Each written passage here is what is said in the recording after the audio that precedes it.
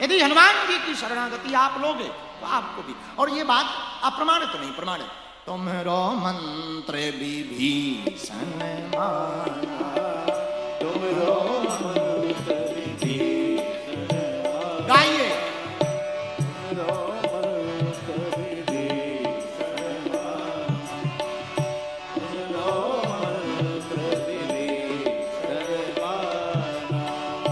लंकेश्वर भय सब जग जाना, लंकेश्वर भय सब जग जाना, लंकेश्वर भय सब जग जाना, लंकेश्वर भय सब जग जाना। सीताराम सीताराम सीताराम, सीताराम सीताराम सीताराम,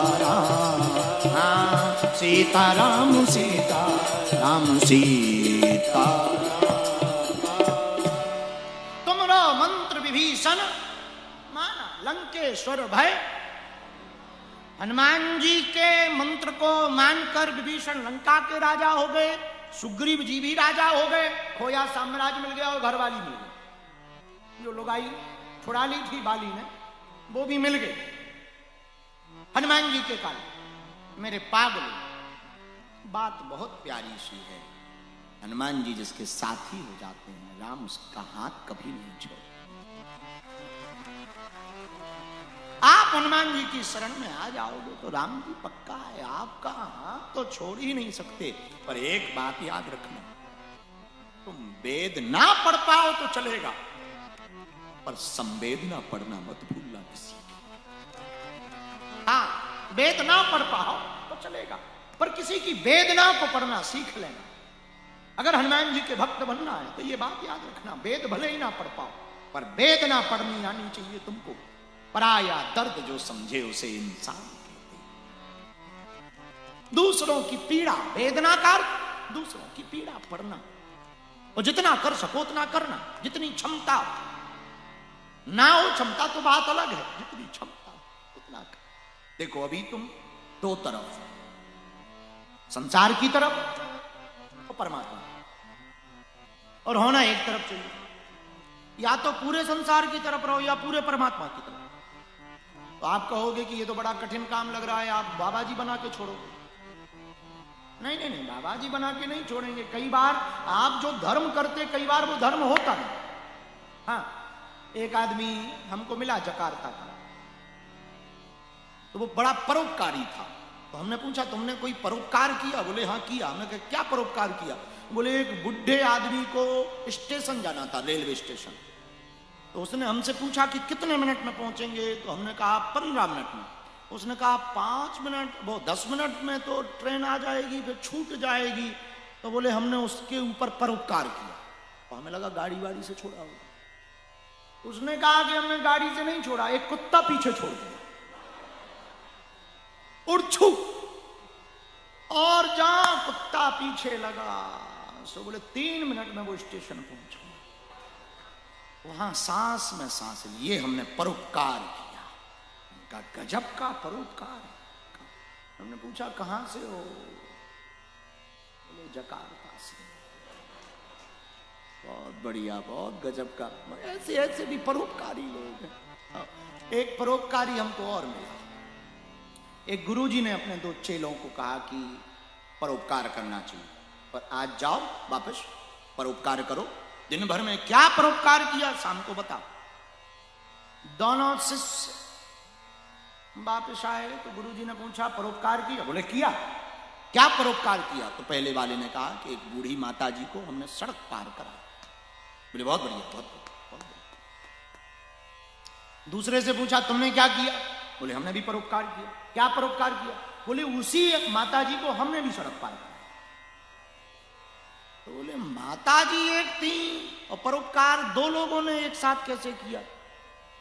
शायद एक हाथ पकड़ा होगा या एक ने सामान लिया होगा, तीसरा भी था।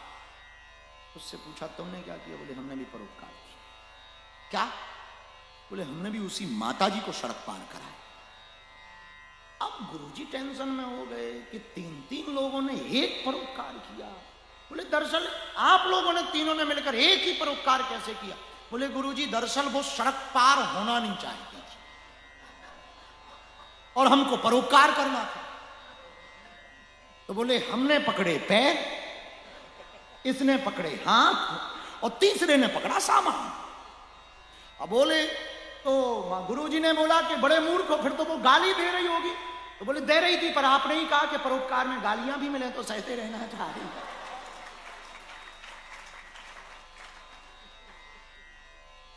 बताओ, कुछ लोग इसको धर्म समझ गए, इसको भी परोपकार। एक तीसरा भी हमको परोपकारी मिला। हमने इन तीनों को पता किया कि आप लोग कहां से हैं, उन्होंने बताया हम जकार से। एक और हमको परोपकारी मिला, वो भी यहीं का था। वो और गजब का परोपकारी, कई लोगों की जेब साफ कर दी उसने। तो हमने पूछा कि तुमने इतने पॉकेट क्यों मारे? बोले बेचारे कुर्ता पहन कर आए थे और कुर्ते में वजन लटक रहा है, हमसे देखा नहीं गया। इतना जो कुर्ता पहने वो ध्यान से सुने। हाँ हाँ हाँ, आप जरूर ध्यान से सुन। हाँ, तो कुर्ते में वजन लटक रहा था।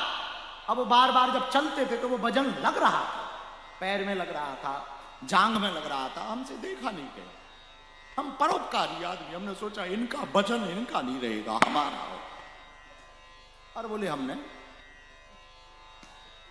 तो हमने कहा जेब काट के किया क्या? बोले कुछ नहीं, जो वॉलेट था और जो मोबाइल था, वजन तो था ही 200-300 ग्राम का, जेब पर भी वजन था, बेचारा कुर्ता भी परेशान था और आदमी। तो हमने वो निकाल करके, तो हमने कहा कि ये क्या है? बोले ये भी परोपकार है।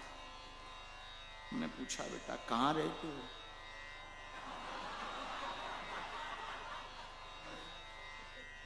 हमने नहीं बोला, आपने अपने मुंह से बोला। इससे सिद्ध होता है कि आपको कथा समझ आ रही है।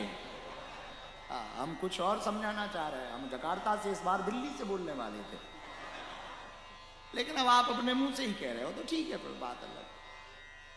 तो कई बार हम लोग धर्म की व्याख्या बदल देते हैं, अधर्म को धर्म माने। कई बार अर्थ ना जान पाने के कारण सही को सही और गलत को गलत नहीं मान पाए। तो यदि मनमुखी रहेंगे तो ऐसा परोपकार करोगे, पर गुरुमुखी रहोगे तो बेहतर परोपकार।